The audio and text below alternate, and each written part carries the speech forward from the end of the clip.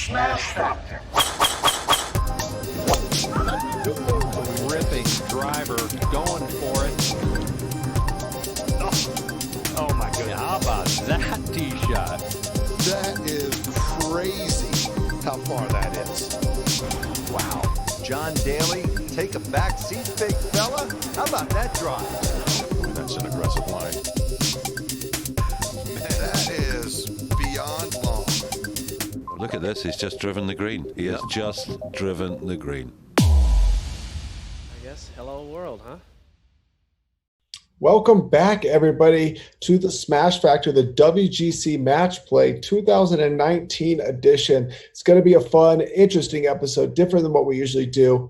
But I'm here, your host, Michael Ruvy. You can catch me on Twitter, at Michael Ruvy. I'm here with three other people this week. As usual, Gup is here, and you can catch him on Twitter, at I am the Gup. We have two awesome special guests this week. Tambo is with us this week. You can catch him on Twitter, at ToeTaggingTambo. And Josh is with us as well, and you can catch him on Twitter at Fantasy ADHD. As always, catch us on all the social media outlets as a group at Gup's Corner on all the social media outlets. The Smash Factor is brought to you by AmpCaddy. Go to ampcaddy.com, type in the promo code SMASH, and get $20 off your next AmpCaddy purchase. Gup, why don't you give us a little bit of a breakdown of the affiliates real quick? Yeah, we got fantasynational.com where you can get all your stats and provided like we do. You can go to the website on affiliates page. There's a link there, or go to fantasynational.com/GUP.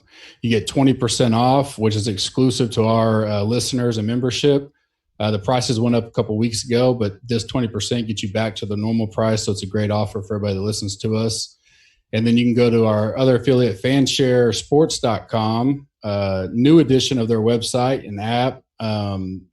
Very well done. They've made a lot of improvement on their interface. Tons of new tools they've got out and coming.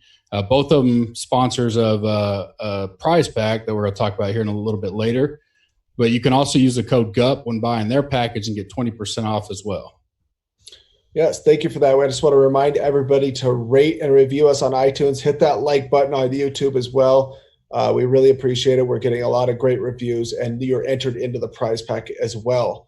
But not this prize pack for this week. It's a different prize pack that'll be given away at the Masters. We have a ton of items from a ton of different places that Gup and Fantasy ADHD are all going to get more items this week at the match play. So we're getting to them. But Tambo, how you doing today, bud? I'm doing good, buddy. Excited to be here, actually. So got a lot of research in early. It's an earlier week for us. Yeah, Tambo's usually on the Gup's Corner for the football podcast as well. I'm sorry, I'm blanking on your name there, your guys' name, but that's an awesome pod. And he also does Fantasy Degenerates podcast with Kenny Kim, so that's awesome as well. Our other guest, Josh. Josh, welcome, buddy. Good to have you.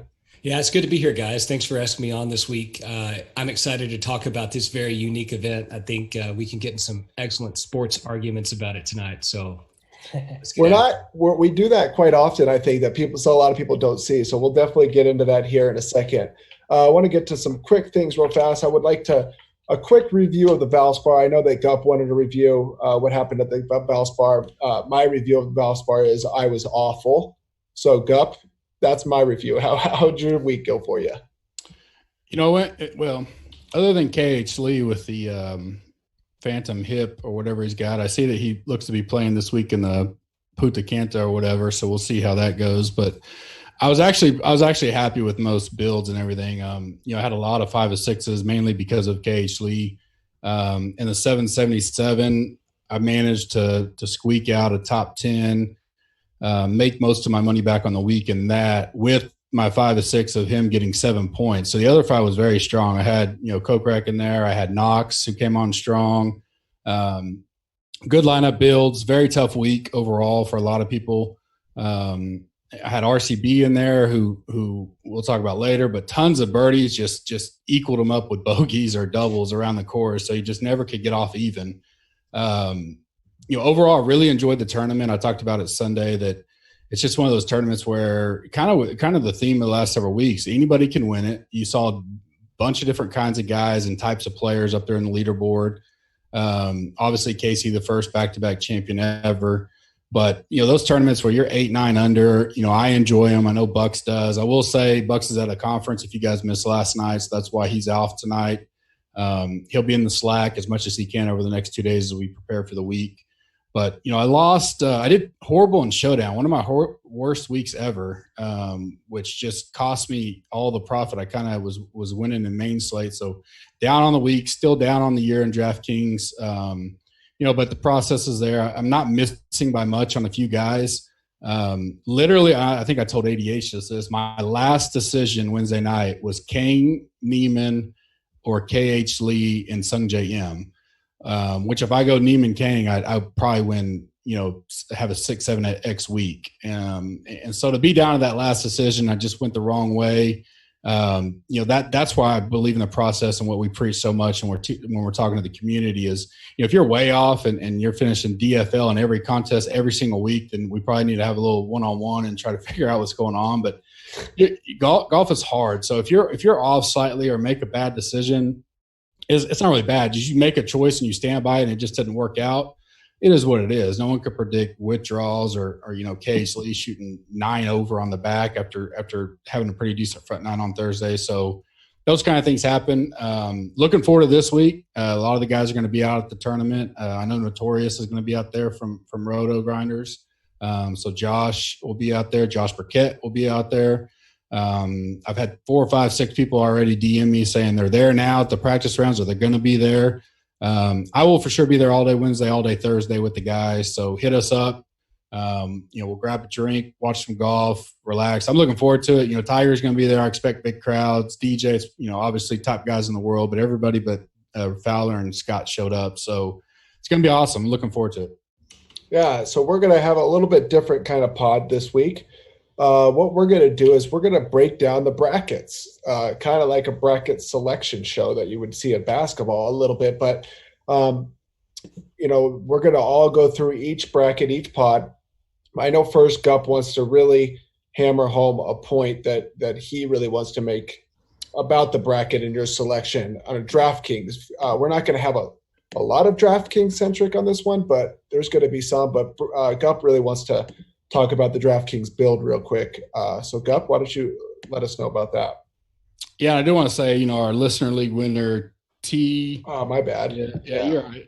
TFED won. Not only did he win the listener league, but he won on about $800. He won over 100,000 in the, I think he took down the $44 this week. So reached out to him, always awesome to see a community member win. I know he's a fantasy national member as well, but the Gups Corner screenshot, since we kind of started looking at it, is now over $1 million for all members, which obviously includes us as well. So that's a big mark to get over.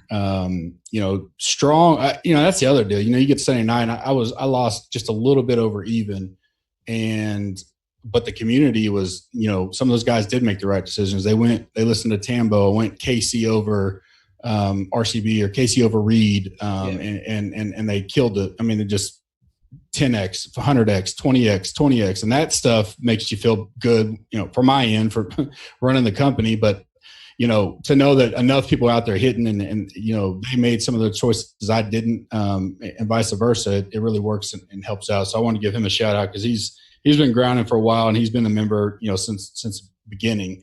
But yeah, so.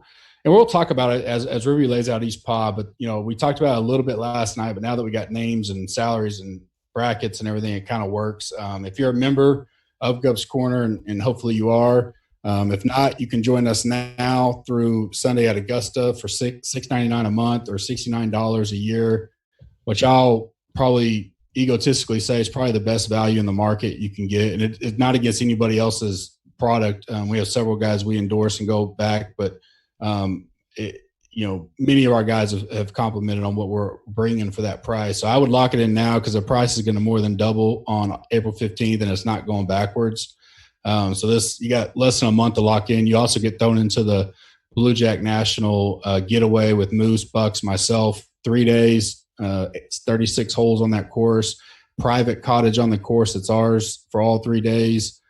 Friday night, Saturday, Sunday. We get the par 3 lighted course till 1 p.m. or 1 a.m. every night. You probably have to bring your wallet, but it'll be fun time. So all that's great going on there.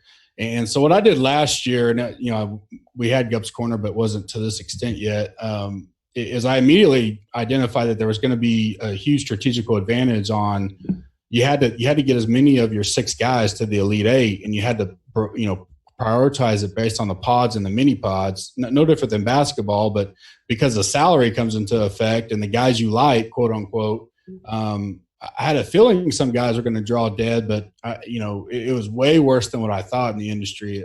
Some contests you had 30-40% of lineups dead, and what does that mean? It means that they had zero chance of getting 4 or 4 in the final 4. So which is, you're not going to win unless you get all 4 hypothetically, unless there's just huge upsets. But our motto and the things we're building and the tools we're putting out this week is built to help guys walk through that and get.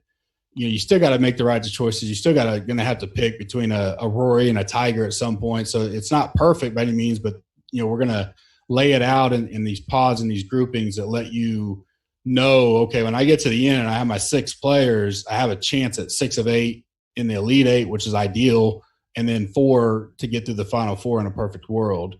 So when you hear us talk about that, that's what we're talking. We're going to talk about bracket on a betting pick kind of stance, and then we'll chime in and ad lib where I like this guy outright or betting or pod, say he's 4-1 in the pods. I know we don't have the pod bets yet, but where we'll chime in and say, but in a DraftKings world, this guy for the value and the pricing might be a great play because of X. So that's kind of how we're going to go through it all. And Ruby's going to keep track. We're going to have a consensus bracket at the end that we'll post on the site that if we have a tiebreaker, I may have JB chime in and break the tie in my ear, and we'll move forward with that. So, Ruvy, kick it off, and we'll get going.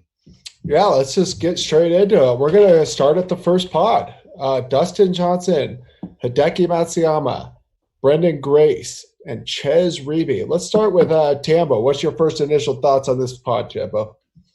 I like the pod when I saw it. I think I'm going to be different than most here, though. Couple things that stood out. Obviously, DJ Sunday was surprising to me. I thought that was interesting. He broke his streak of, I think it was 14 straight rounds under 70. And if he just had a shot of 71, I think they said he forced the playoff with Casey, where you'd have to think he would take him down. So that was interesting to me. But I do like DJ, just solid all around. This week you'll hear a lot about it from me, but I'm not going to talk a lot about stats per se. We know who DJ is. He's the easiest example. There's more as we go along, and I'm sure you guys can chime in. But first initial thoughts for me is DJ, and then the other guy I actually like here is not Matsuyama, like I think most will be on.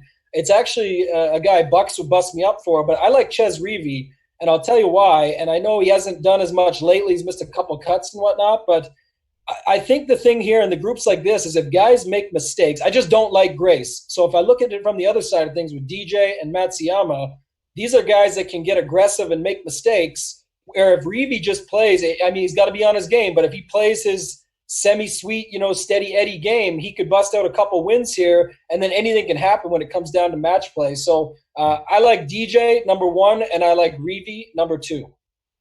I like it. Josh, what are you looking at there? What stands out to you? Yeah, Tambo kind of nailed it for me. It's Dustin and some other guys. And, I've been on Grace the past few weeks just because I feel like he's a good, tough field player. He hasn't really done much the last couple of weeks. It's very middling for me, but that doesn't mean that he can't come into this week and really shine through. I think he's got the game to play this course. He can play in windy conditions, being South African. I think that's a bit of a narrative we chase, but I think my data at least shows that he can play when the conditions are pretty rough outside. So I think if the wind gets up this week, and I expect it will, it's the Texas Hill Country, it's springtime, and we're going to put up with some pretty gusty breezes.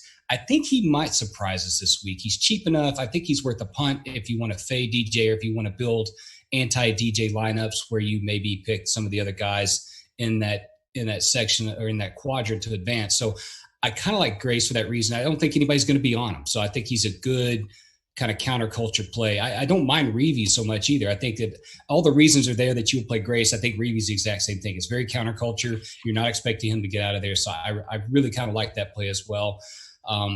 I'm looking at some of the odds I see out there, and I'm very surprised that Ruvy and Grace have such low odds just to get out of their own group. And I think that's worth leveraging this week. Gup, what are you thinking on that one? Yeah, and I will real quick preference, just because I forget we have new people a lot of times. So the way this is structured is you have groups of 4 that play round robins Wednesday, Thursday, Friday. My bad. And so now you're fine. And so all 4 of these guys will play each other over those 3 days. If whoever has the most points, and you get 1 for a win, half for a loss, 0 half for a tie, 0 for loss, moves on to the Sweet 16 round. So this grouping is called the number 1 grouping, and the next one we talk about will be the number 16 grouping. So the winner of this grouping and the next grouping would play each other in the first round of Sweet 16 if you're kind of trying to visualize going back to March Madness bracket. Once we get to the Sweet 16, it's single elimination, just like basketball. So they'll play and they move on, play and they move on, with the exception of the championship. The Final Four, there's a championship and a third place match per se. So ultimately, your goal is to get as many in the Final Four, obviously, because you get another match. Even if they lose their Final Four, they still get the other match. So that's kind of a factor when you're talking about the point system. I build a little differently, and I'll do it the same this year. I think I try to nail my Elite 8 down as much as I can, and even the pivots where I may go off, because then it allows me to go – you're only talking about advancing 1 spot for someone that doesn't make the Elite 8. I don't have anybody out of this grouping making the Elite 8 out of my – if you call it a single max build. I'm going to MME this week. I'll max enter the $5 and stuff like that, because I think I can have a leverage over vast majority of people building, but which is not my normal style. But I really like a guy down in the next group. So here's where I'll take a chance on either – guys, you mentioned a lower number because I can save salary. And, that guy for me would be Matsuami. Matsu, I think he can come out of here and contend in the next round. I worry where DJ's focus will be, and I know he's going to be high owned. So for a guy that I just am not all excited about at this point, especially, he's gearing up for the Masters, tough loss, I'll fade him a little bit. Will I have 0 DJ? No, I'll have some in that 150 lineup build. But if I was just picking, I would go Matsu out of here and kind of move on to the next one, because I already know who I'm going to take to the Elite 8. And that's kind of how I try to think when I look at these subgroups. My thinking is that if I'm just going to pick a bracket, I'm going to pick DJ out of that group probably. DJ's got a 78% winning percentage in match play. He's pretty good. He's 18-4-1. He won here 2 years ago. If I'm with you though, Gup. If I'm going to go, I like someone else in the next group as well to make it. And so I'd be interested to see Ruvy though, like Tambo said, because that first match is going to mean a lot. If you don't know, it's the A player against the D player first. Ruvy against DJ in that first matchup is a pretty big matchup. If Ruvy puts it on him in a shocker, I think DJ just doesn't want to play the rest of the week. So that's my opinion. But as a consensus, I assume that we're all going DJ, unless Gup, you are. I know you're not a consensus on him, but DJ to make it out of the group. I mean, the way I heard picking our bracket, the way I heard it was 2 Revys. Yeah, I'm gonna go underweight. I'm only using DJ in 150, but I'll be underweight. I don't like what I saw on Sunday. I was staying. Obviously, he's got the track record here, but like you said, if Ruvy gets him, it won't be busting him up. It'll be DJ gets too aggressive, makes a couple mistakes, Ruvy pulls it out, and then, like you said, does DJ give a shit anymore? Who knows? Yeah. So for our bracket, we're going who? I guess that's where I'm kind of giving. We're going DJ there. No, Ruvy. We're going Ruvy. Alrighty. So Ruvy is the first pick for us. Now we go down to the 16 because the winner of the 1 will play the winner of the 16. The 16 is Patrick Reed, Sergio Garcia, Shane Lowry, and Andrew Putnam. We're going to start somewhere different this time. We're going to go with you, Josh, first. What is your first thoughts on this one? Okay. Tell me the group again that we're on, because I was looking at something else. Forgive me. You're fine.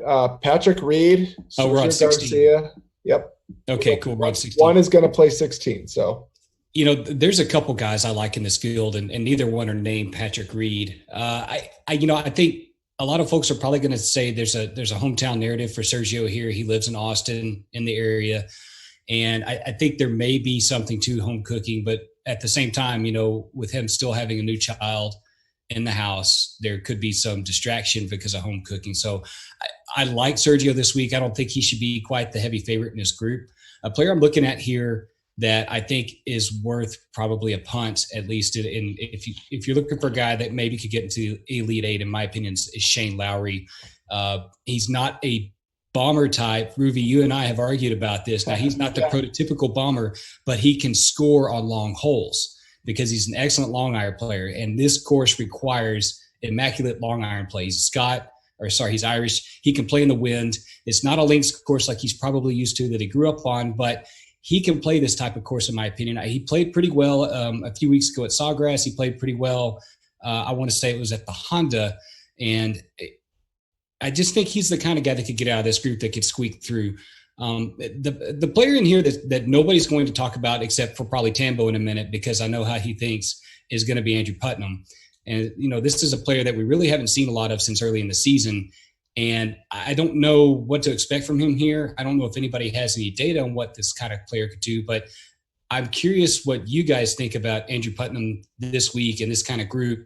I think this group is at least Sergio and Reed are somewhat emotional, and they can go degaff at any moment and open the door for one of these other two guys to get out of the bracket.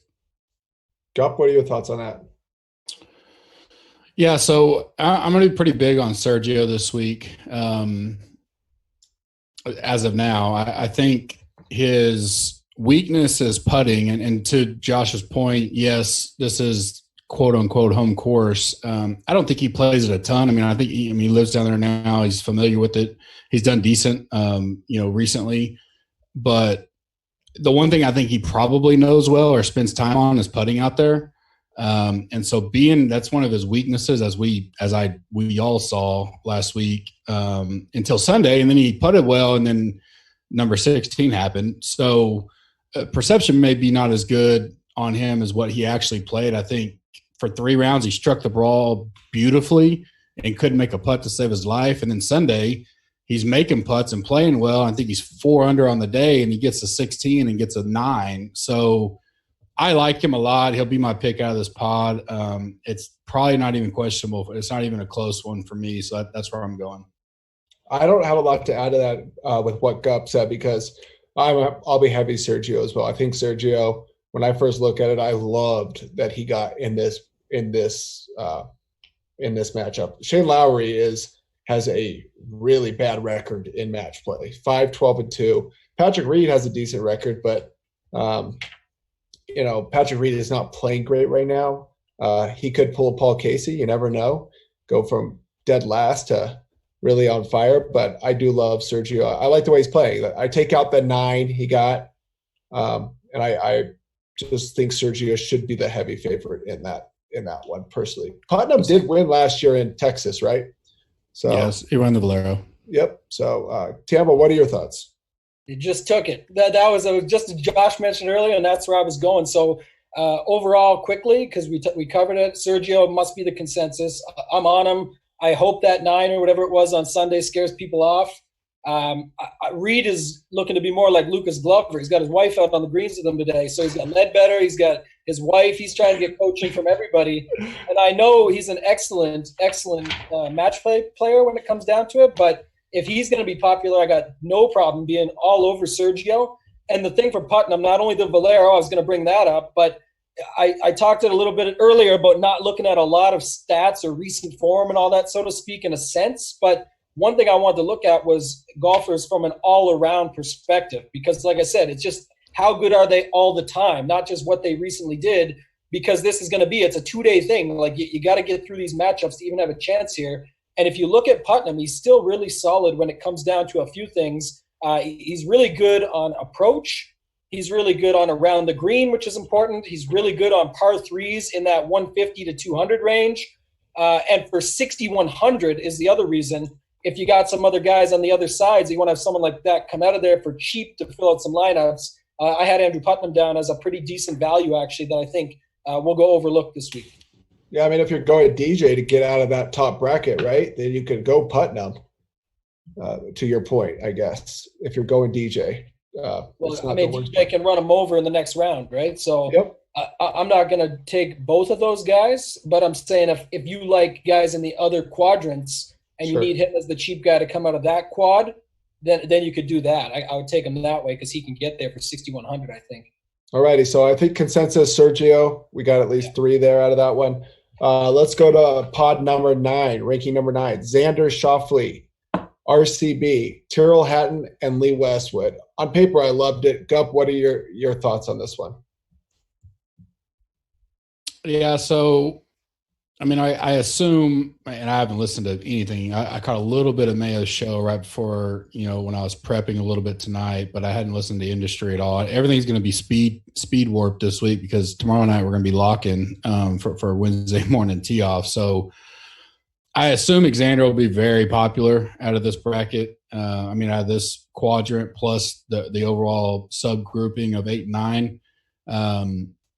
Again, my single build guy will come out of the other side, I believe.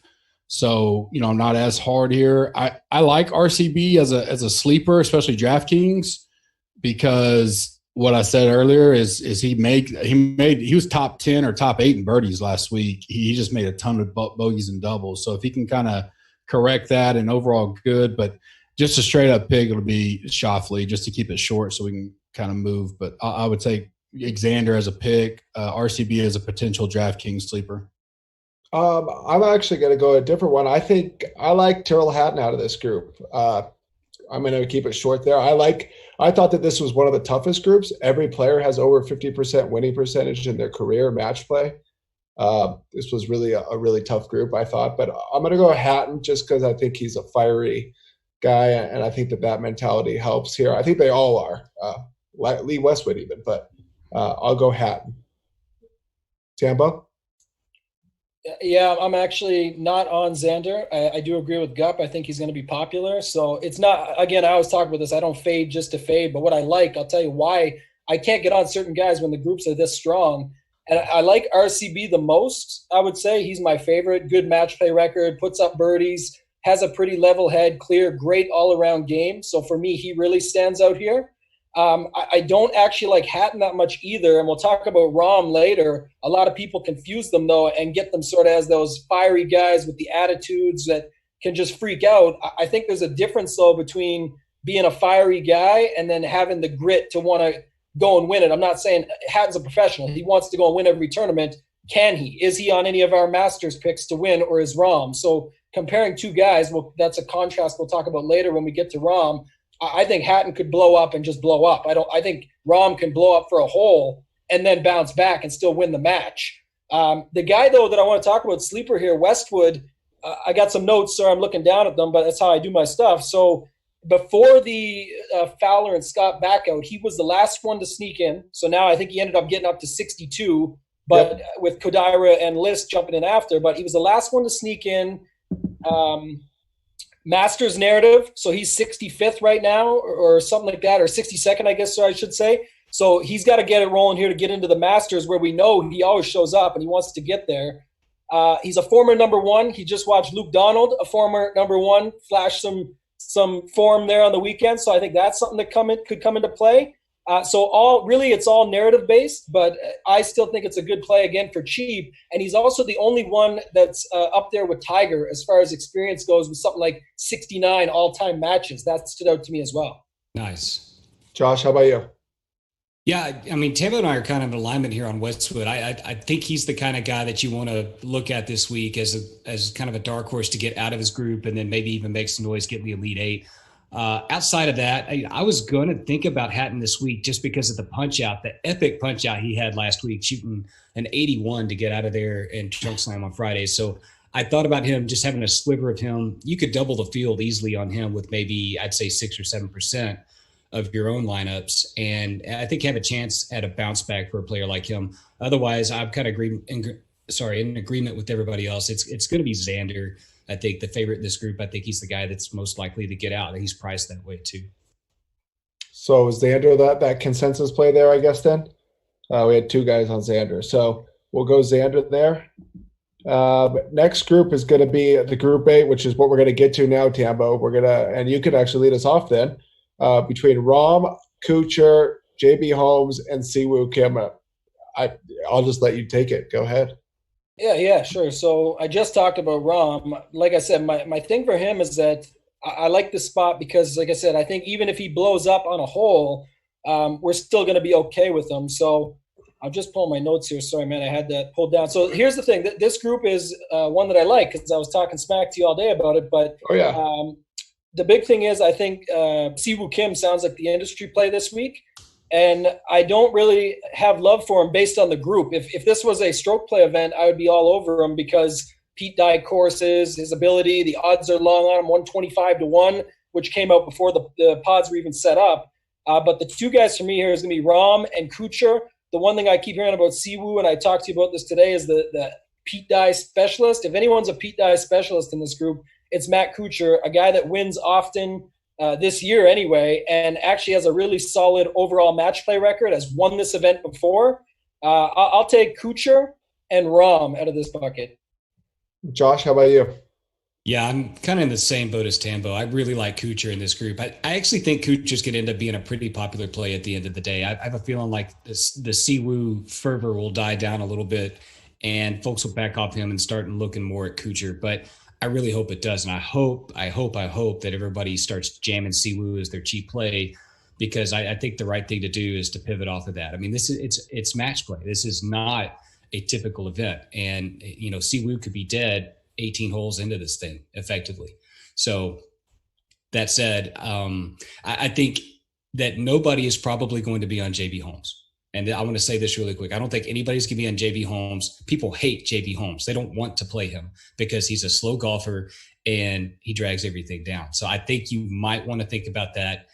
If you build your lineups, you could probably double the field easily on JB Holmes at, let's say, 6 or 7%, like we talked about with Tyrrell Hatton earlier. So, outside of Rahm and Kuchar being the favorites, I would probably sprinkle in a little bit of JB Holmes just for the sake of it. Go ahead, Gup. Yeah, so I saw the narrative earlier that the last 2 years, I think whoever won the Genesis won this tournament, which was DJ and Bubba. Right, which was, and now it's JB. I don't know if that'll carry weight anywhere. I don't think the Siwoo thing will die, especially in a $5. Up higher probably may not have some, which is fine with me. I don't, especially him coming off of his kind of great run last year in this tournament. I'll let everybody else have all that they want. I'll be on Rahm and Kuchar, not equally, but I'll have pretty decent amount of both. But my pick out of this pretty easily is Rahm. I think Rahm's kind of how he paints his picture has people forgetting how great he's playing, just because of the way he finishes ugly, if that's the right term. And he didn't finish ugly this last week. Yeah, well, I mean, yeah, he did and he didn't, but he never. Just his facial expressions. I know that sounds funny, but people don't adapt to him like they do others, and so it's like DJ. He left everybody with a bitter face, and they still forget. Like for the last 10 tournaments, he's finished top 5 or 6 or something. So it's just a way that he finishes. Match plays had 11 matches. He's 63% winner. I like him a lot this week, and have him moving on for sure. I'm gonna make it quick with me. I'm going Rahm on this. I do like Kuchar. I when I first came out, I did like Siwoo before the draw I talked about last night, but I think this is probably the worst. This is one of the worst pods he could have got in. So I think Rahm comes out. I will take Rahm. Is Rahm the play there then? The consensus one there? All righty. So Rahm there. Let's get down to the number 5 seed now. So this is going to be the lower half of that bracket. Justin Thomas, Keegan Bradley, Matt Wallace, and Lucas Bjerregaard. You could just say Lucas B. Go ahead, Josh. You can lead us off on this one. I'm having a laugh at your Danish. It's not bad. It's not bad. It's not good either. Yeah, I mean, it's really hard to look past Justin Thomas in this group. I mean, the guy's a stone cold killer on the golf course. So I think he's going to be high owned. I think he probably is worth being high owned. It's the guy I will probably have the most ownership of out of this group. And that's mainly because he's a little bit cheaper than Rory. I mean, he allows you a little bit of flexibility. So I think a lot of folks will be on Rory. I think Justin Thomas will probably be a worthwhile pivot because of it. So for me, it's pretty easy. It's going to be Justin Thomas. I will have a little bit of Keegan Bradley. I will have a little bit of Matt Wallace. Beauregard, probably not at all. Gup, what are you thinking on that, then? Yeah, so I agree really with ADHD. JT's, which normally isn't a big play for me. I like him this week, especially kind of going back to that elite talent, all-around player, had some rest. I think in this group, he's by far played the most matches, a little over Keegan, but Keegan's god-awful in match play. He's won 7.6% of his matches lifetime. So I don't like that. Although I like where his game's at right now. The other two, I'll let people chase. I may have sprinkles if I'm kind of building something crazy. Matt Wallace interests me. He's never played match play, though, but I like where his game's at. I've been on him for weeks, so I could sprinkle there, but I'll be heavy JT. I've got Matt Wallace as an 0-1 record all time, so you're right, not really played. I think JT is probably the pick here. I think last year he ran into the hot seat Woo week, right? That's who was in his, or did he get out of his? He might have got out of his. Yeah, he got out. Yeah, so he's 7-8 all time. He made the Final Four. Okay, all right. Well, there you go. I was wrong. Sorry. Justin Thomas is 7-8 all time in match play. So no one in this grouping is actually over 50% or 500. Sorry. So I'll take Justin Thomas though, just because of the elite status. Tambo. Yeah, we can put him in as the consensus. One thing I want to hit on quick. I think ADHD hit it perfect with the leverage, right? A lot of guys gonna in this that are coming out of this side are gonna Rory or Tiger bounce back a little bit, but I'm just not sure fully. The guy I could see as this year's sort of Norin, I guess, would be like Matt Wallace. We just talked about him. So I like what he's been doing lately. He's the other guy that I'm on in this range. Probably not going to touch Keegan. I can see him doing something stupid and winning this. Yeah, we're running. You there, Tambo? I think we're running a little bit of trouble with Tambo's feed real quick. So we're just going to move on. JT was the pick there. So we're going to move on to pod number 12 right now, which is Jason Day, former winner here, Phil Mickelson, Henrik Stenson, Jim Furyk. Gup, why don't you lead us off? This one looks like a pretty good one on paper. Yeah, this will be – I hadn't seen tee times fully. I saw the first couple because we're already planning out where we want to start Wednesday. But this will probably be a pretty decently followed group. I'll be glad – I'll be interested to watch both these matches, both days I'm there.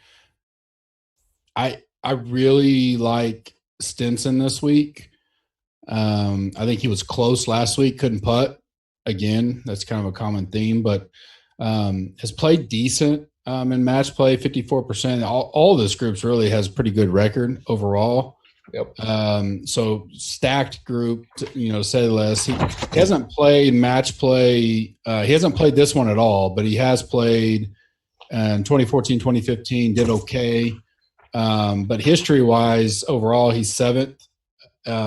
So I really like Stenson. I think Furyk will kind of be that love coming off what his kind of roller coaster he's been on, or his heater, really. He's been great. Phil, he's a popular choice, especially he'll be popular in brackets. I don't know about DK.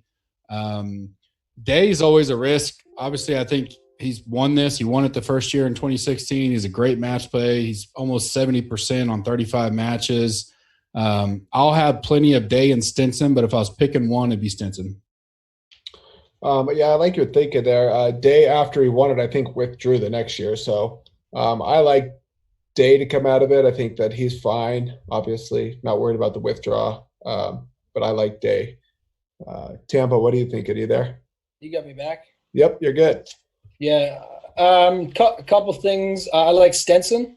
I think if he showed a little bit this past week, so if he turned it back on, then I'm happy to go back to him here where he can just keep it in play, makes very little mistakes, can make birdies if he gets that putter going. So I'm not too sure on Day with the injury, as Gut mentioned, and he came back and bounced back right away, and he's done well here. But I like those other leverage plays a bit more. And then the only thing I had for Furyk was just solid overall match play, good recent form, and then he's also got that same Masters narrative that Westwood has. He's sitting just on the outside. So, I mean, if he can continue – put it this way, if Furyk can continue what he's been doing lately, I know this is a scary bracket, but I think it's more scary on names on paper than it actually is him going up and being scared to play against them. He's got the experience. He's got the capability. I like Furyk as a backup play there, but Stenson would be my number one. Yeah, I don't think he's scared to play against anybody at his age. I'm with you on that. So, Josh, what are you thinking? Yeah, I'm in agreement with everybody else. It's Furyk and Stenson for me. Stenson's going to lead the field. I am interested in Fig Jam a bit this week just because of his volatility. That he can come out and Bubba this event like Bubba did last year, and good Fig Jam shows up for 5 days and just smokes the field. I think that's possible. I don't think Jason Day can sustain it for 5 straight days, even though he's won this event before. I think his mind's probably in a little bit different place now. I think he's probably a little bit more focused on Augusta. Whereas, Mickelson, he's won it enough where I don't know if he's necessarily focused on that being his zenith. Stenson, Furyk, we already talked about the narrative with those guys. So I think for me, it's probably going to be Stenson out of this group. And the second for me out of here is going to be Fig Jam. Cool. Stenson is the play then for us. Let's go to Tiger Woods group 13. Tiger Woods, Patrick Cantlay, Brandt Snedeker, Aaron Wise, the only All-American group, I believe. I'm probably wrong on there, but I think that's the only one. So we'll start with you, Josh. Who are you liking on this one? The contrarian in me, the wild ass in me wants to play Aaron Wise out of this group, even though he has I'd say a relatively low probability to come out of this group. He's $6,000. He's mint price. And based on who he would face coming out of this pod, I think he's the right choice here, based on what we think is going to happen in the other part of the pod. So for me, I'm going to play Wise out of here. Otherwise, I think you have to play Tiger, even though he's going to be the consensus most likely, most popular play this week out of all the groups. To me, it's going to be Tiger first, and then it's going to be Aaron Wise heavily second. Gup, what are you thinking? Yeah, Tiger's going to be heavily for me. I'm not going to try to overthink this. 73% career, 69 matches, basically the best match play player of all time. I don't think he would play this unless he was motivated because this isn't a stroke play event. So it's not necessarily, he knows better than anybody. This isn't prepping him for Augusta. If he didn't care, he'd just go to Augusta for 2 weeks. He's not playing the Valero. So I think he's here on purpose. And so when I get that with Tiger, I'm going to play him. A guy I will play on, if I think as a sleeper, would be Cantlay. I really loved Cantlay. Last night I talked about him. Did. Yep. And he gets the draw that I really didn't like. Not only Tiger, if he happens to get out of there, then he probably most likely gets to play Rory. So the odds of him getting through both is tough. So not the greatest bracket for him, but I'm going to go Woods, and the other two I'll have virtually none of. I don't really like either of them right now where they're at. Tambo. It's very similar to Gup there. The big thing you mentioned on Tiger, and we'll get to another guy later that I'm fading, but this isn't a good setup for Augusta. You're not here. It's not stroke play. There's nothing to do with it. This is huge for Tiger. He's a match play killer. As far as bets go, I know we'll probably get to those later, but I got him at 28-1 today. I think that's silly. He's got an awesome record. You don't need to talk about Tiger. The one other guy is Cantlay, like Gup said, and he's just a guy I think could come out, but it's a problem, like you said, when he runs into Rory. And then to just echo ADHD, the notes I had down for Wise, because his price is so cheap, and if for some reason he can sneak out of here, but he's got a killer instinct type. Blow up hole won't kill him. He's solid in birdies or better, so he can get it done. And he won the Byron Nelson, which was in Texas. So much like Putnam earlier that we talked about, another super cheap guy that's got those Texas ties as far as wins are concerned, or a win, I should say, when he got the snub on the kiss from his girlfriend. That's right. I'm not going to add much Tiger consensus there. I do like Cantlay a little bit as well, but let's go to number 4, Rory Fitzpatrick, my guy, Harding and List. We'll start with you, Gup, on this one. Rory Fitzpatrick, Harding, List. Yeah. So pre bracket, I was Fitzpatrick was on my sleeper list. Came out really good in my model, and like Tambo said this week, models aren't really. They're there to, mainly for me to keep my process the same because I'm OCD. But I'm kind of looking at overall narratives and personal drive. The stats, they do matter. I mean, I'm not going to play a guy that if he comes up 50th in my stats and I really don't like him, and everything else is great, then, that they matter to an extent this week still, but I really like guys coming in here in recent form. And then ultimately, the history of who plays well in match play. But him would just be kind of a sleeper, especially like my single bracket I filled out just for the show had Tiger versus Fitzpatrick because I have Tiger going on to the next round. And so I wouldn't mind if I'm doing a bracket, I may take leverage there to try to, go against the field per se, or take Fitzpatrick. If he's going to be 8-1 or something like that out of that foursome, I mean, that may be worth a bet. It's a guy I put my eyes on for sure. I'll probably will have no list or Harding. And what are you thinking on that one, Tambo? Pretty similar. I mean, McIlroy is just on fire. I think you're back to looking ahead. We're looking ahead at brackets. I think these guys do too. And I think McIlroy would love to meet Tiger Woods in the next round. That'd be a monumental matchup. We'll get there. But I love McIlroy. The other one I'll probably take a flyer on is Harding, only because I just think no one will play him. And he's got some recent form overseas. Doesn't mean nothing here. It's just a random risk play just to take it for 6,200 as a risk. I think the contrarian king will probably agree with you. What are you thinking, Josh? Yeah, that's exactly how I had it shape it up. It's going to be McIlroy and Harding for me. I think a lot of folks will try to play Luke List thinking that if he has a good week putting, he can come out of this. I just don't think that's going to happen. You can't make clutch putts over and over in match play and be Luke List. I mean, these guys are just, it's not synonymous. So it's McIlroy and then Harding for me. I know nothing about Harding. I'm not going to lie. I looked in the top 50 of the world and he was in there and I was just like, okay, I have no idea who this guy is. So I'm just shocked on that. So Rory is the play for me. I'm actually the guy that might play Luke List just because I think he can get a lot of birdies, but it would be Rory would be the pick out of here for me. So. I mean, Harding's doing well over in Euro, but he's an unknown over here, and we'll see. He could easily surprise, but I mean, Rory would be the auto pick out of here, pretty easily. Yeah, when you just first look at it, I mean, I think everybody's first inclination is we're all hoping Rory Tiger though, also, right? So we got that in ours, so that would be pretty cool. All right, let's go up to the number two seed, Justin Rose, Gary Woodland, everybody's favorite, Eddie Pepperell, and Emiliano Grillo. We're going to start with you on this one, Tambo. Go ahead, bud. Yeah, just pulling it back here. So a couple things. This was the one I was talking about just a second ago. So for my fade of the week, I look at Justin Rose here.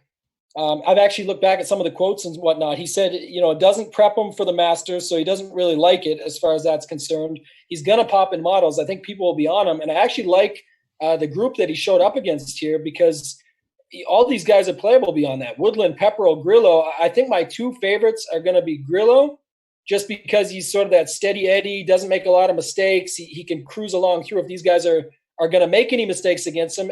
And Pepperell reminds me sort of like another Hatton, so he scares me a little bit. He'd probably be the lowest. So Woodland and Grillo, with actually surprisingly Grillo being my favorite out of this group, which will be super contrarian, I'm sure. Pepperell's like a drunk Hatton, though, right? Like he's kind of chill. Like he's much more chill. More of a happy drunk than what I would suspect Hatton would be. Yeah. Yeah. All right. What are you thinking, Josh? Well, I mean, it's Pepperell's in the right city if he wants to get smashed and play hungover the next day. And I'm happy to help him do that. I'll buy him one on the course if he needs an infusion. But outside of that, I'm probably looking at Gary Woodland here.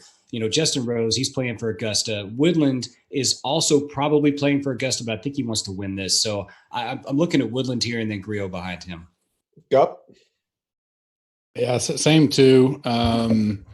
I do worry about Pepperell, not like being a drunk, but that this city, kind of like Pat Perez last year. I mean, he could like to party and loves it. But I'll probably be a complete fade of Rose, probably 0%. So I like Woodland and Grillo. The one I had coming out was Woodland, but close between those two. But Woodland a little bit more history and match play. Yeah, we're all in agreement on that one. Woodland for me as well. Grillo has a pretty poor history actually in match plays, 1-5-1. It's probably some of his, I assume, President's Cup plays, which they're always a big underdog anyways. So Woodland for me as well. The next group is this group's an All-American group too. So there you go. There's my second All-American group. Bubba Watson, Jordan Spieth, Billy Horschel, Kevin Na, defending champion Bubba Watson. I feel he got a favorable group. What are you thinking, Gup? Yeah, there's some guys in here that I really wish would have been elsewhere. I think I'll have shares of Watson, Spieth, and Horschel if I'm building 150, just on if Na winds up making it to Wednesday and then possibly withdrawals. What we talked about over the last night. Yep. Right. You can get some points there. I actually thought, and I kind of ignorantly spoke last night thinking that obviously Spieth played here. There's he knows the course, but his record isn't as horrible as I imagined here on, or match play in general. Yeah. He's 500 in match play. I certainly don't mind, him on he's finished 5th, 17th, 9th, 30th, and 17th the last 5 years in the WGC match play. So I don't mind him being – I'm assuming he's going to be low owned again like he has every other tournament. So I don't mind having some of them. My pick out of here will be Bubba, no doubt. Horschel, I like. Been on him for many, many months now, and he's done me very well. I don't know how he'll do in this environment and this grouping specifically. It'll be a fanfare type. He's got rabbit ears that hears everything. So I'm gonna go Bubba but I won't mind sprinkling Spieth and Horschel around just in case Na withdraws Wednesday afternoon. Horschel seems to have Twitter rabbit ears, if that makes sense. Like on the course, he seems fine. And he gets home and Google's Twitter searches his name. He snapped at some fans on the stuff I've seen. People making noises and stuff. So he was genuinely a good guy at Farmers, but that's he's never mean. He just gets disturbed quick. Yeah, he's not rude about it per se. He just and match play is a little different, and it's in a different focus. And so Bubba's an easy pick as far as moving on, consensus type, but I'll sprinkle Spieth and Horschel in some brackets. Where do you differ on that one, Tambo? I'm actually not on Bubba. I think it's hard to repeat. I think he's looked good lately, but I think he's going to try and save a little bit for Augusta here. I'm sure he'd like to go back-to-back, but as Gup just mentioned, so there's two guys I'm on. It's Spieth and Horschel with a favorable adjustment, I would say, to Horschel. I think it's just, again, it's not about the match play record or anything. I'm going more on that grit, that fortitude that can get it done, solid all-around player, good on Bermuda greens, a good putter, sort of everything you need here. And I do like Spieth. Spieth's actually really strong. He's 500 all-time, like you said, but he's 11-5-1 in WGC match play, and he's 6-3-1 here.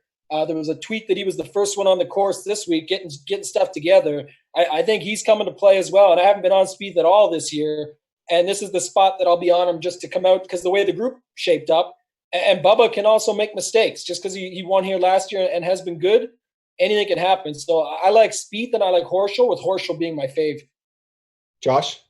I'm on Spieth this week. I think this is an event where he can make a lot of noise, and he can have blow up holes here, and it's okay because he can scrape through with enough birdies at the right time. I think he has the mental fortitude to play this type of event well. So for me, it's Spieth coming out of this group, and behind him, I'll probably have an even mix of Bubba and Horschel.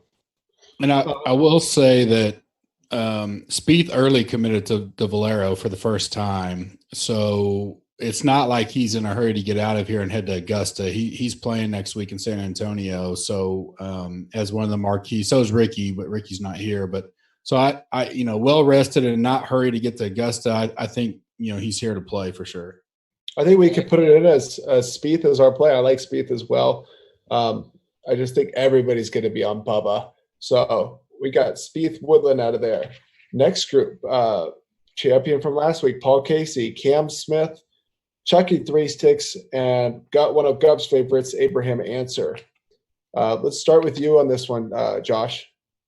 Yeah, I think it's going to be hard not to play Paul Casey out of this group. I think he's probably the best all-around game out of everybody here. But I'm going to have pretty heavy exposure to Charles Howell III. I think he can play this course well. I mean, he plays Sawgrass pretty well. I wouldn't say it's similar layout, but it's the same kind of idea in the course design. Obviously, both are die courses. So I think for me, that my favorite is going to end up being Chucky Three Sticks. Gup? Yeah, well, for me, it's not close. I'm not on Casey this week. May burn me again. I'm not saying I'm going to fade him completely, but again, coming off a win, don't know how much I like that motive. Especially now that he's got a W again. His venture is how do I go take down the Masters? So I love Hal. Last year, I think he lost in a playoff to get into the Elite Eight. Year before, not a playoff, but one stage away from the Elite Eight again. So two years in a row, he's finished in the Sweet 16, right on the edge of the Elite Eight. He's top 14 in my model, playing really well. I like his demeanor for a match play. Doesn't let too much get to him. Will let the course beat the other guys, and he'll just play his game. And so I love him, and I'll easily have him out of this one. I'll have some answer sprinkled in if I get a chance, just because he's answer. But Boomer. Yeah, I was waiting for it. I like Chucky Three Stick as the pick out though. What do you think of Tambo? Whatever Gup just said, we're on the exact same wavelength here. I think Casey's going to be the automatic plug and play for everybody. I think Hal is honestly one of the best values on the board this week. Severely underpriced at $7,400 for the guy I got coming out of here. I'm not scared to answer. Or Cam Smith would honestly be the guy that I would probably take second, and just not be. I'm not a boomer guy, but I get the price on answer. But sure. I think Cam Smith can show up because that around the green game, he's done well in some of the stronger fields, the major types, that sort of thing. Again, maybe still too young, too far behind, but I really like Hal here. That's not even close. I'm actually on the exact same page as you, Tambo. I have Hal number one, not really close as well. And I actually like Cam Smith. He's got a pretty good match play record for the limited match plays he has. 3-1-1 in his career. So those are obviously in President's Cups where they're usually a big disadvantage. So no, he played here last year. He did well. Did he? Yeah. Okay. Yeah, well, I do like Cam Smith as well. His game is just garbage right now. For a pro, because he is. I had him on my radar early in the season, in our preview and stuff, and he's just not come out of the gate. He's got the talent. I think he can get there. Had a couple good weeks, but nothing great. Yeah. Yeah, certainly not afraid that for as a sleeper that absolutely no one's going to be on if you're throwing some sprinkles around. For a guy that came here last year and he was one step away from the Final Four. He's there. I just form's big to me, and coming into a match play, if you're not trusting your game, you get down 2 or 3, in a match play, you can be tanked quick. So I worry there, but I agree with Tambo on the pricing on Chucky that it's egregious at $7,400. Too low. All right, so we put him in as our play there. This next group is an interesting group. Molinari, Webb Simpson, Thorburn Olsen, and Satoshi Kodaira. Who are you liking, Gup? Yeah, this was probably my quickest auto snap pick of the week, and it's Molinari. Love Molinari. High in my model. Love his game. I could see him making a deep run here. Played here last year, right outside the Sweet 16. Everything's popping for him here. His weakness is putting on Bermuda greens, but clutch putting, we saw it at the API, and I think that kind of, if he catches fire, he can make a run here, kind of like Bubba did last year and just ran through everybody. So I like Molinari. Maybe have a little Webb, but this is a grouping where I'll probably take a hard stand on a lot of Molinari and just move on. What do you think of Tambo? Same. Yeah, it's not even close here. This is one of the worst groups on paper anyway, besides obviously Webb and Molinari. But Molinari's world-class, major winner, better recent form, better stats, you name it. It's not even close. And one thing I will point out about him that I do like is that I think he'll be not contrarian out of the group, but contrarian to, overall, because 90, in a bracket, he's going to be popular. But at 9,300, I'm not sure how many people will plug him into their lineups when they get building. So I really like him coming out of here. I think it's not even close, and I think he can continue to move on, right? It's just one-on-one. So I like that for him. Josh, what do you think? Anything different? Yeah, I'm a little bit different here. I'm thinking that I'm going to stack this quadrant with Spieth and probably Woodland or Howell. And in that case, I'm going to look at Olesen and this group at 6,500 on DraftKings. I think he's the right kind of play to come out of this group, even though Molinari's been playing excellent. Simpson has been playing excellent. I like I'd say the variance and the upside that Olesen offers at his price, especially if we feel like we're going to sacrifice someone in this pod to another player that's coming out of another group. Yeah, I'm on Molinari as well. So consensus there. I think that, correct me if I'm wrong, I would consider Kodaira the worst player in this field. He beat Siwoo Kim. He beat the Pete Dye specialist at Heritage. I know it cost me 100-1. Thanks for that one, Tambo. I remember that very vividly, man. Very vividly. The next group 6: DeChambeau, Leishman, Appy, Barnrat, and Knox. Tambo, we're going to start with you. Yeah, this is crazy, man. It goes from the one we just looked at was probably the weakest to now one of the toughest. All really good plays. I'm going to probably just take some flyers here. And, I haven't even tuned into the E9 tomorrow night because this is by far the hardest group. Bryson stands out to me. And then I think Affy Barnrat, because a match play record, is going to be popular. But I actually like Knox as my number 2. In the spirit of time, we can move it along. But I'll go Bryson number 1 and Knox number 2, just the recent form for him.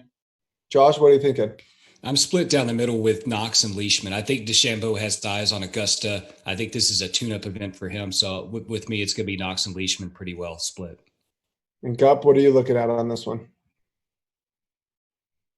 Gup. I'm muted. Oh, sorry. This is one of the where I'll take a chance on a guy that's playing well and is hot, and it's Knox. Played a lot of him last week. Loved him, especially at 6,600. I'll take plenty of him. Sprinkle some of the other. May could go DeChambeau. I don't know how his game matches up for match play. I don't think he likes. We'll see how it comes. He did okay at the Ryder, but I'm going to go Knox pretty heavily here and move on. I like the Barnrat actually. He seems to show up when he shows up, and he showed up here last year. I think he won Rom's group last year. My only concern about Barnrat is the fact that he's in a party city. And he advanced out of the group last year with Rom in the group. I mean, it was I don't know. That cat likes to party. I have some concerns about Barnrat. I could see, like, from a contrarian perspective, nobody's going to play him.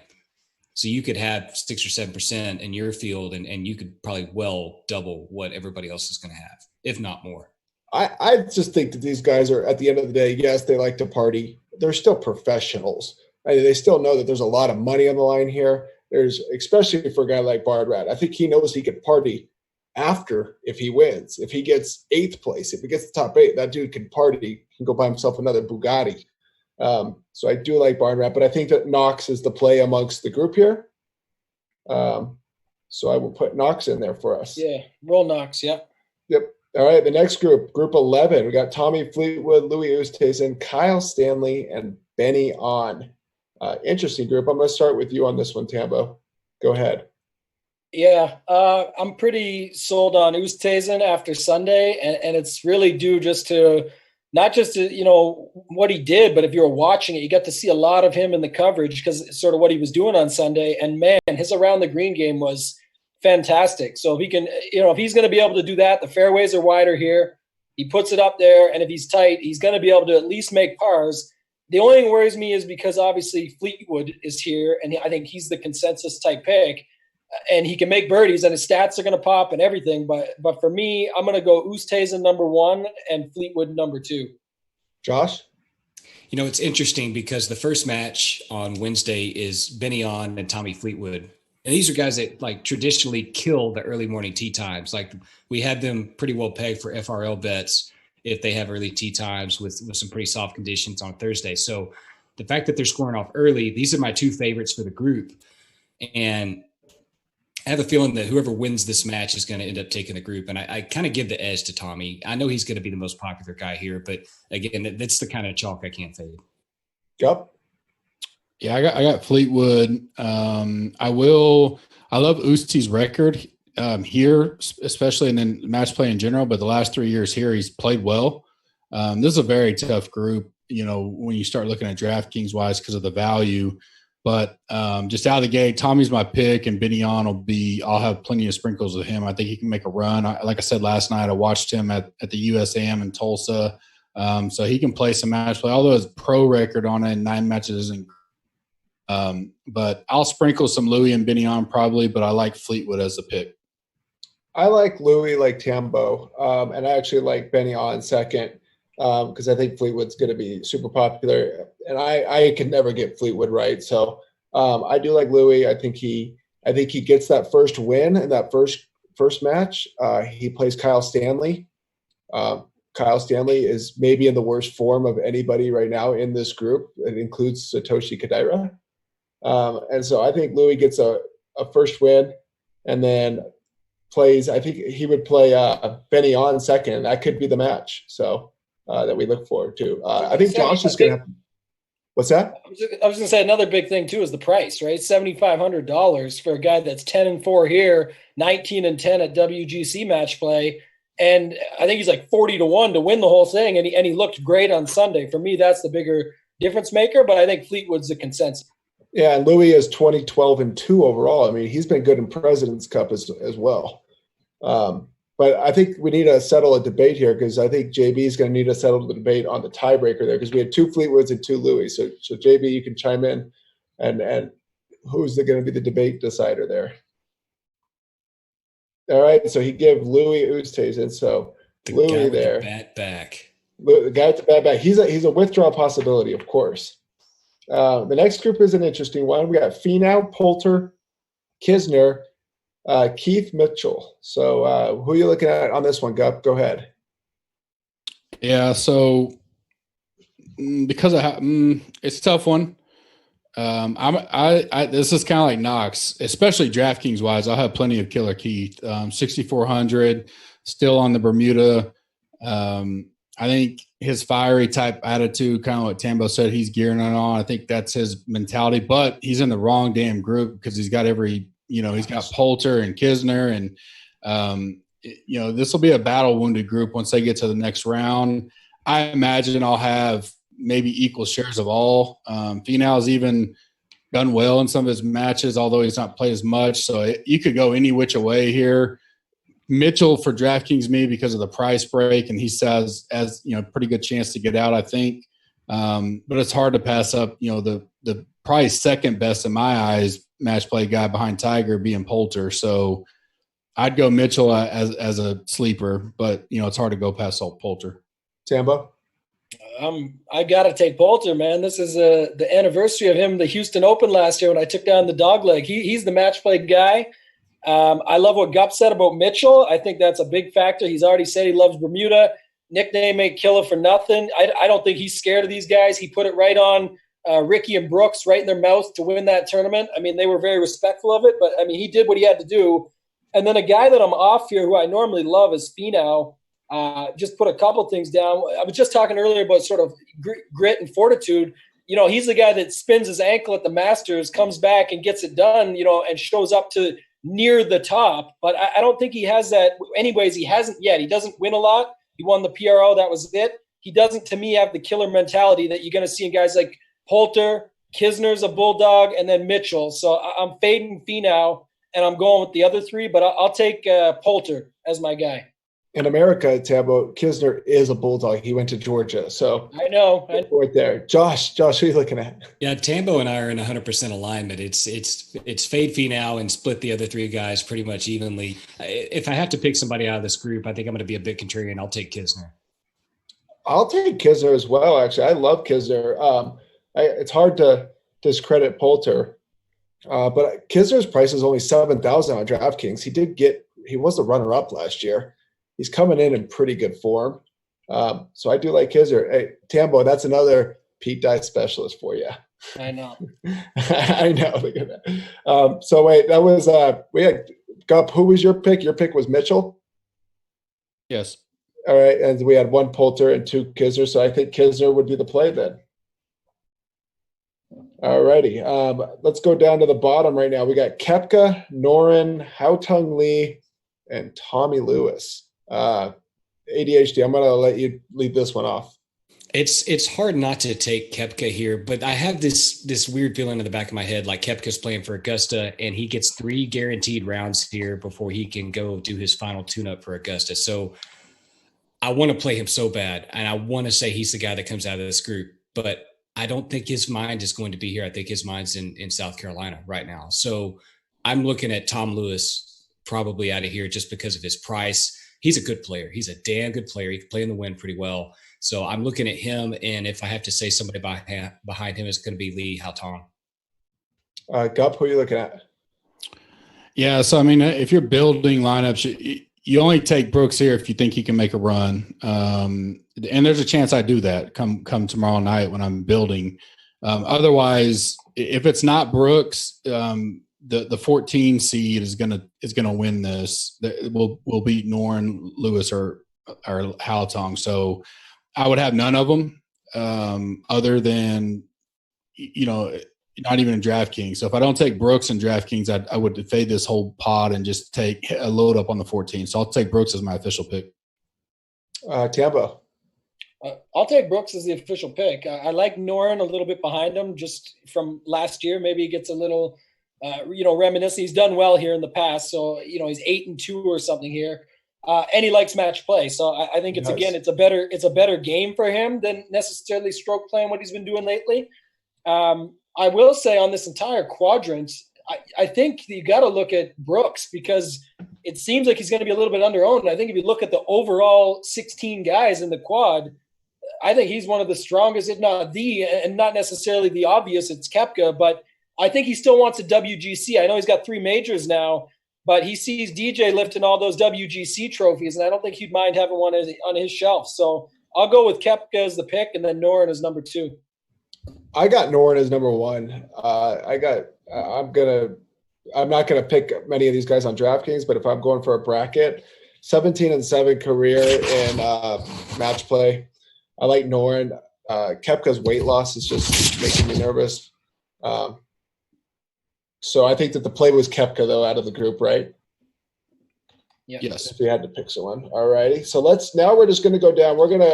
We got our groups. We're going to go down each one. Let's just give me who you think wins out of it. Let's make this a little more concise because we don't have 4 guys.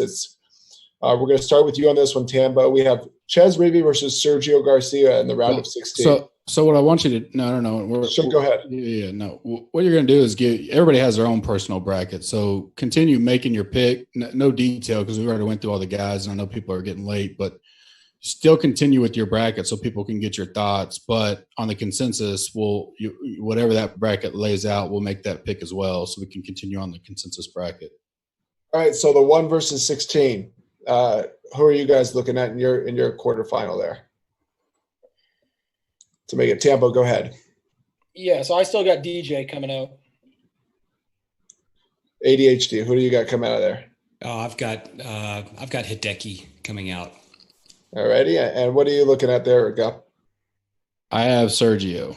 I have Sergio as well, and so I assume that the consensus between Sergio and Ruvy would have been Sergio as well. Yeah. All righty, so next one down, we got the 9 versus 8. Who do you got out of that one? ADHD, go ahead and lead us off. I've got Xander Schauffele topping John Rahm. All righty, and what do you got there, Gup? I have Rahm over RCB. I've got Rahm over Hatton. And Tambo, who do you got? I've got Rahm over RCB. All righty, so Rahm is the play. The next one we got down, JT versus JT's group versus Day's group. So let's lead off with you, Gup, on this one. Who do you got coming out of that group? Yeah, so I had JT and Stenson in mind, and I have Stenson going to the Elite 8.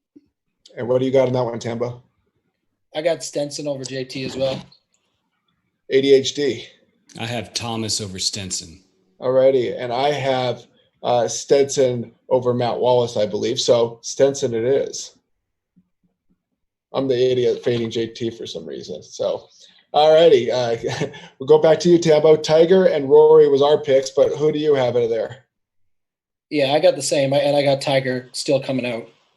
All righty, Tiger over Rory. ADHD, who do you got? I have Tiger over Rory. Alrighty, and Gup. I have Tiger over Fitzpatrick. Alrighty, and I've got Tiger advancing as well over List, I think. So as far as DraftKings goes, I would probably play List there, but that's not very smart. All right, Woodland versus Spieth is what we came up with, but how do you differ, ADHD? Woodland and Spieth. I'm going to take Spieth out of those guys. Alrighty, Gup.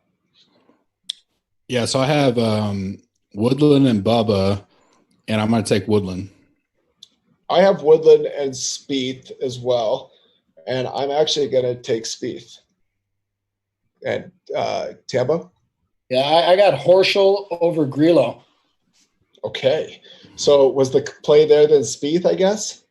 Yeah, I would lean Spieth on. Okay. For the consensus. Alrighty. The next one, I think that we were all pretty much on CH3 and Molinari. So, Gup, who are you looking at in that one?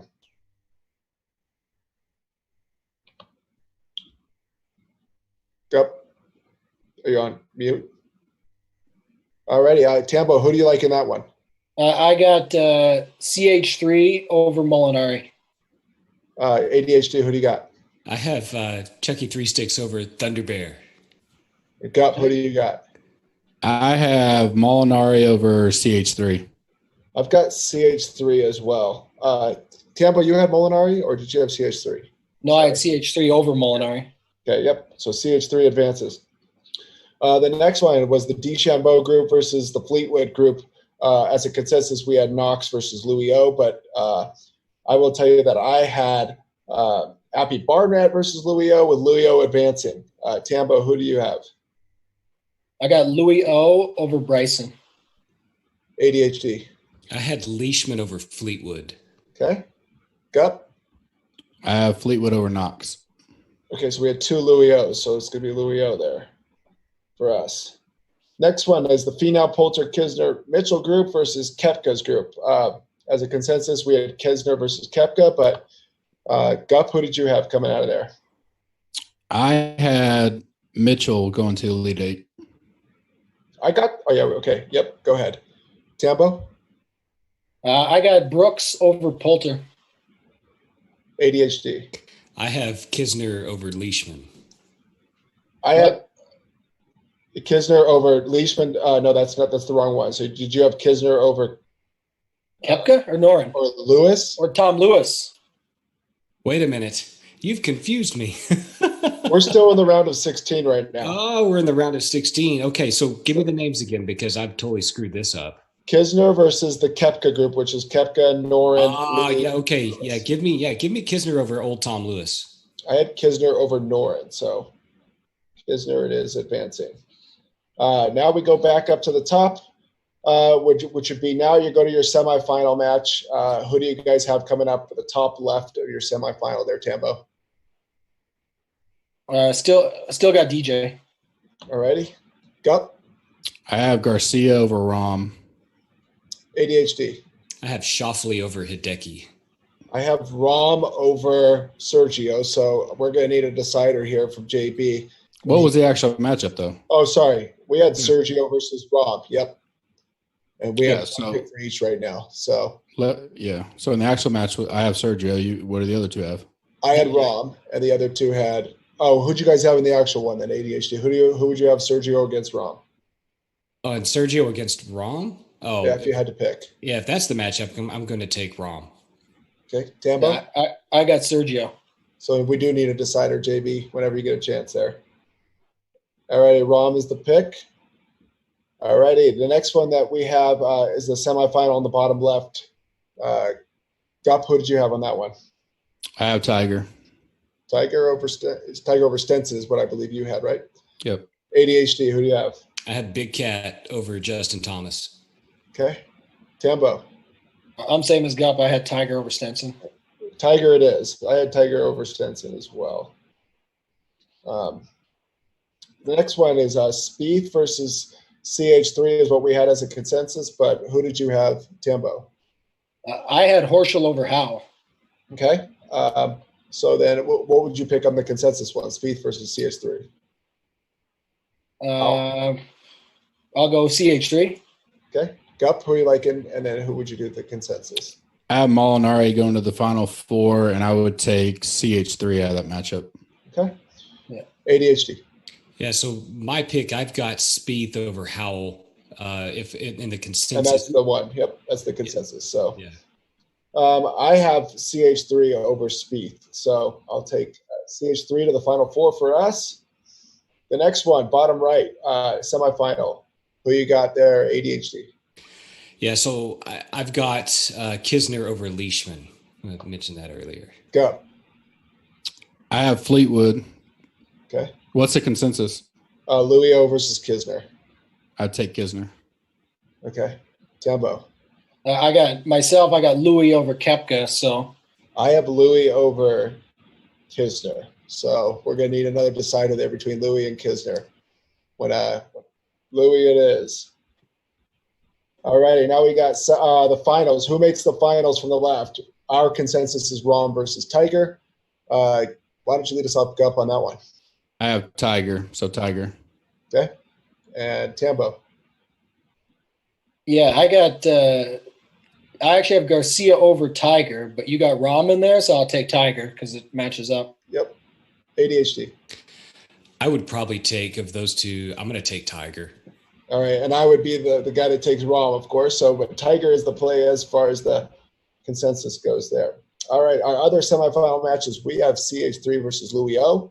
But let me know what your final pick was. We'll start with you, Tambo, and then what would you pick out of those two? So I have Louis over Horschel. So Louis and Garcia is my finals. But what was the consensus again? Louis versus CH3, so I assume you're going to go Louis. Louis. Yeah, Louis. Gup? Yeah, so I have Fleetwood making the finals. Out of those, I'd go CH3. All righty. I would go CH3 as well out of those, and I think that is actually my final as well. ADHD. I have Spieth over Kisner, but of the consensus, I'm going to take Howell over Oosthuizen. Okay, so I think that we need a tiebreaker on that one as well. Oh, no, yeah. we don't? Okay, Yeah. my bad. Sorry. Okay, winner. Who do you got? Let's just go out of who do you have as your winner? Then ours is Tiger versus CH3. ADHD, why don't you start with you? My winner's the supposed hometown narrative is going to be Jordan Spieth. Okay, and who would you pick be a Tiger and CH3? Tiger and CH3 is going to be Tiger. Okay, Tambo. I got the lives in Texas narrative Garcia over Louis, and I'll take Tiger in that other. Okay, Gup. Yeah, I have Tiger over Fleetwood, so Tiger. So Tiger it is. I would take Tiger as well over CH3 in that one, and mine I have Rahm over CH3. It looks like we set. Yep, third place game, which would be in our consensus. We'll go with Louis O against Rahm. Who do you got in that matchup?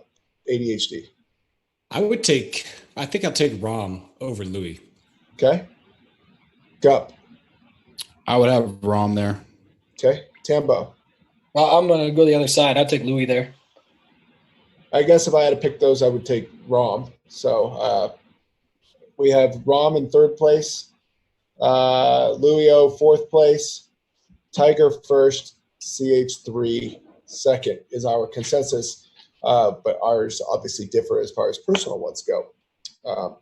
Let's get some other friendly reminders. Our emergency 9 for Gup's Corner will be tomorrow, as in Tuesday, 9 Eastern on gupscorner.com. I appreciate Tambo coming on today. Thank you very much. As well, Josh, thank you very much. Gup, did you have any other items you wanted to cover before? I know this was a little bit longer episode, obviously, because it's a different episode, but any other items you wanted to cover? No, I'll go last, but I want to give the other two guys a chance to final thoughts on, what they see playing out, what to look out for as you're building. Most people are here for the DraftKings. And then is their pick one? I assume their one and done is going to be who they picked here, but kind of go through that, real quick as we wrap up. Yeah, go ahead then. ADHD, why don't you start us off with that? Yeah, so this is something that's been eating at me probably since last year when I flamed out really bad on match play. And that's trying to incorporate too much stroke play narrative into what we're trying to do this week. It's match play. I mean, this is a hole by hole battle. And typical stroke play blowups, which are, let's say doubles, triple bogeys that will totally snipe your 6-6 opportunity. That's not going to happen this week, right? Because it's a hole by hole. You can score a 10, you can score a 3, and it could count the exact same -1 on the scorecard. So I think you need to throw that out the window and just not worry so much about guys that get doubles and triples, because it's going to happen and it doesn't really matter versus if they got a bogey or a par. The second part that I want people to really think about is not overweighting stroke play record match play record coming into this, because it's a small sample size. And just because a guy's played 10 match play matches and he's gone 8-2 doesn't mean that's going to continue. So if a guy has a bad match play record, I don't think it matters that much, because the sample size for the most part is very small. And the same thing for guys that have a good match play record on 8 to 15 to 20 matches. We just don't have enough data. So the bottom line is you need to think about the guys that over the long haul are the better player over the guy that they're facing. And I think you have to be willing to accept some variance in those results. And that means playing the other side of the matchup as well. So to me, those are the big things I want to look out for this week. Tambo? Yeah, just echo a few things, and I won't steal Gup's thunder, but I think obviously this week comes down to how you build your lineups. I mean, that we're going to talk a lot about that. Being at Gup's Corner, you're the right place to be. So if you're not a member yet, I would say sign up as soon as possible, because it's a quick turnaround this week, and we're going to be talking about it tonight in the Slack, tomorrow on the Emergency 9, and go from there. But it's going to come down to how you build. I love what Gup said about and we just went through the process, which was cool together, to see what does your Elite 8 look like and build backwards. That's what I would say as of right now, and that's why it's so important to join us and come along for the ride, because I haven't actually spent a lot of time building lineups yet. I spent a lot of time on the bracket once the pods came out to get ready for this and put it all together in my head of what I can see playing out, and some of the other research that I'd sort of deep dived into yesterday. So I'm excited for this week. I think this format is awesome. I heard a lot of people say they might cut back a little bit. I think if you do it right, and again, back with us, the right place to be, if you do it right, you can actually have a lot of fun with this. And it's a great event to watch too. I'm very jealous of the guys on this podcast that will be there this week. It's going to be a good time for sure. A lot of good players out there. I don't have a whole lot to add. Just my one and done pick, I think, is going to be Charles Howell. If I haven't used him, I got to check on that one.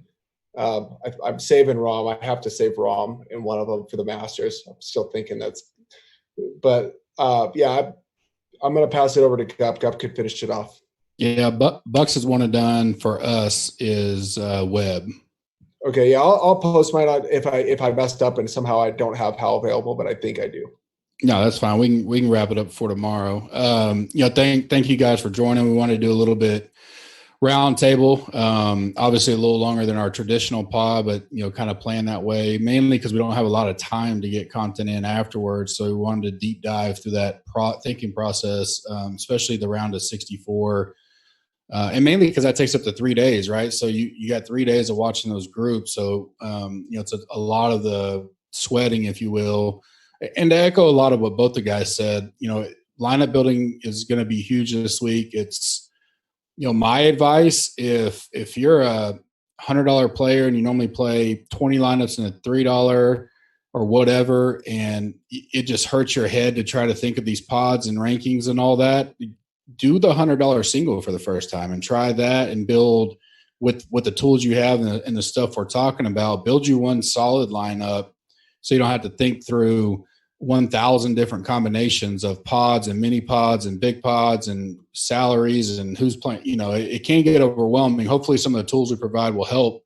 But if you want to keep your bankroll the same and step up there, on $100, if you're, whatever your limit is, that's something I would say. I wouldn't take it off, because I think if you surround yourself with the right information, you can have some advantage over the field. I second the stat deal that to me, it's just about building the right player and mold of who you think is going to win. I caution building a bunch of brackets, because if you do it in the basketball, you realize you start picking the same stuff over and over and over, so you really don't differentiate yourself.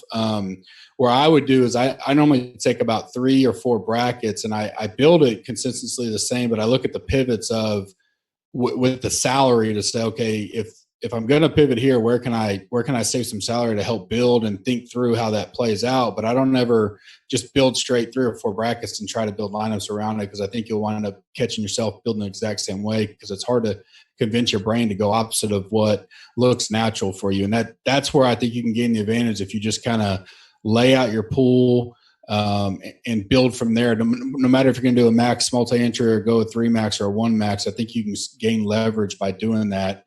And then ultimately, if you're not comfortable, don't push it. Take the week off or go light, play a couple things and get ready for Valero. And then we have the Masters, which is going to be a huge pot up there. So I think this year, with some of the knowledge we have in it and then the background we have in the community, I think it's actually going to be really fun to kind of go through the next 24 hours with these brackets and kind of see where people's mindset are. And you still got to make the right decisions and kind of pick. There's pivotal matchups in there. We went through them tonight that you're going to have to make a choice of who you're going to fade and go to. And you know, that's still hard to do no matter if it's straight match, however you build.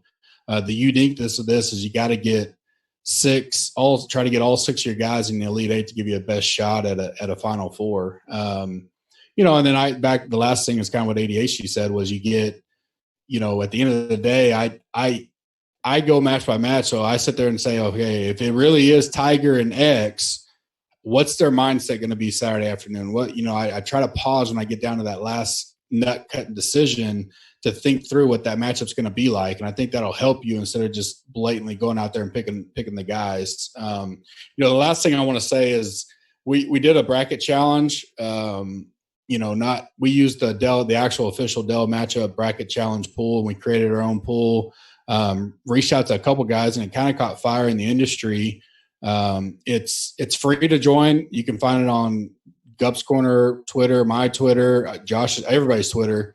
Use the passcode GC2019. Right now, it's the largest group on the entire website across the country, almost 400, I think, or maybe over by now. So that's tremendous. Let's grow it up. We've got great partners chipping in on prizes. Fantasy Nationals giving a month free membership. Daily Rotos is going to sponsor the first round leader. So whoever's leading our pool Friday night is going to get a free 1 year, and JB can tell me if I get this wrong, 1 year membership to their golf package. And they also get into this. They're running a big sweat contest for the Masters, which sounds awesome. I don't know if it's their CEO or their owner. They're going to max enter the Millie Maker and split the profit. So if they win the million, they're going to 500,000 is going to go to him, and 500,000 is going to go to this pool that'll get split up. So that's really cool of them. You know, and they're sponsoring the first round leader, so that prize is going to be solo for that. Then we have Fancy Air Sports that had custom head covers. Really nice leather head covers. I'll post some pictures of them later. Retail value of almost $150. If they donated one, they only had 10 made, so they gave one at this contest. That's really awesome. We have friends in the network that are high up in the Callaway sales area, and they're going to donate a Callaway Epic driver. We have Amp Caddy that's going to give an Amp Caddy that, like we promote. And then Gup's Corner, Ruvy has a signed flag from the 2015, I believe, PGA Championship. Yeah, it's everybody's favorite guy. Yeah, with Keegan Bradley's authentic autograph that'll be in there as well. And then every winner will get a brand new Gup's Corner Masters t-shirt that went on sale today. You can check those out at gupscorner.com/store. I think we've sold a ton in the first few hours. They're on fire. I'd go check them out before they sell out. It's a limited edition, first run, first shirt of ours ever. You know our slogan, family, friends, and green screens. This one's family, friends, and green jackets. It's awesome design. The guys at Blue Blood helped us design it. Josh did an excellent job there. So go check that out and buy that. But every winner of this will get one of those shirts as well. And Gup's Corner is doing a 2-year membership, donating to it. And our prize pack that will have stuff from the WC and then the Keegan deal. So what we're going to do is Josh and I, between now and tomorrow night, we'll put these prize packs together. We'll see how many entries we're going to have and how many winners we'll have. And what we'll probably do is have like 5 of them. And Whoever wins will have first choice. Whoever gets second will have second choice, third, fourth, and fifth, and let the winners pick out of what's left, out of what we kind of package together for the winners. It'll be fun. A lot of support out there in the industry. I like to see it all come together and the support all the way around. Again, quick reminder: do join us tomorrow night. We'll be live. Lineups locked Wednesday morning, Central Standard Time. It's here in Austin, so looking forward to it. It's going to be a long crunch these next 24 hours. We'll be in the Slack as much as we can. And, lastly, if you want to join us, gupscorner.com/memberships. You got 20 days to get into that, and it'll be the best deal and value you ever get. Awesome. That's all I had. Everybody have a good night, and we'll see you next time. Thanks, guys. SmashFactor.